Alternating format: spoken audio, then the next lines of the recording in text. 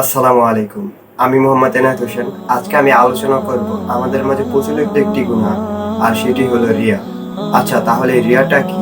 রিয়া হচ্ছে মানুষের প্রশংসা কিংবা বাহবা পাওয়ার জন্য আমরা যে আমলটা করি বা লোক দেখানো আমল। ধরুন, আপনি আসরের নামাজ পড়ে মসজিদ থেকে বের হলেন, আর পকেট থেকে মোবাইল ফোনটি বের করে ফেসবুকে ভিডিও দেখতেছেন। অনেকক্ষণ যাওয়ার পর আপনার বন্ধু আপনাকে কল করলো আর জিজ্ঞাসা করলো, কিরে বন্ধু, কি করতেছো? আপনি উত্তর দিলেন, এই তো নামাজ পড়ে মসজিদ থেকে বের হয়ে এখন ফেসবুকে ভিডিও দেখতেছি। এটা শুনে আপনার বন্ধু বলতেছে, আরে বাহ, তুই তো খুব ইমানদার, পাক্কা নামাজি, তোর মতো মানুষ হয়ই না।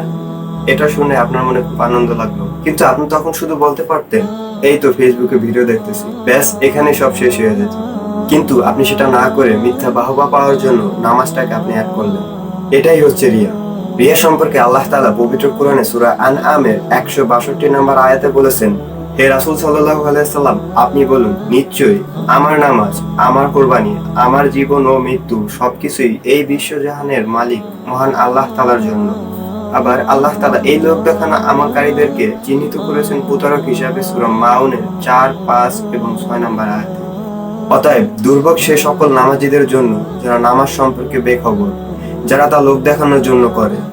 এই রিয়া সম্পর্কে আমাদের প্রিয় নবী হযরত মুহাম্মদ সাল্লাল্লাহু আলাইহি সাল্লামের অসংখ্য হাদিস রয়েছে।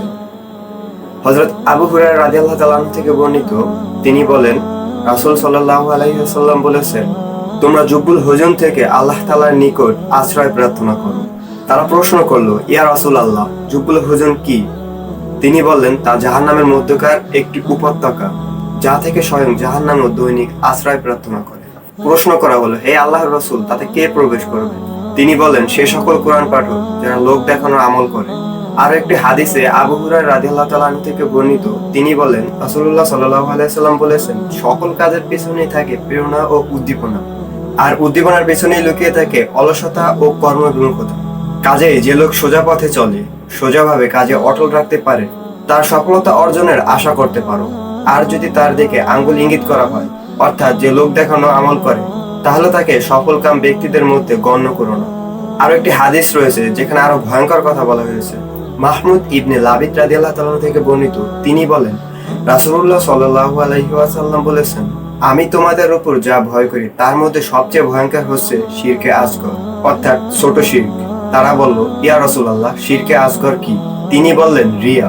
আল্লাহ তাআলা কিয়ামতের দিন রিয়াকারীদেরকে বলবেন, যখন মানুষকে তার আমলের বিনিময় দেওয়া হবে, তোমরা তাদের কাছে যাও যাদেরকে তোমরা দুনিয়াতে দেখাতে, দেখো তাদের কাছে কোনো প্রতিদান পাও কিনা।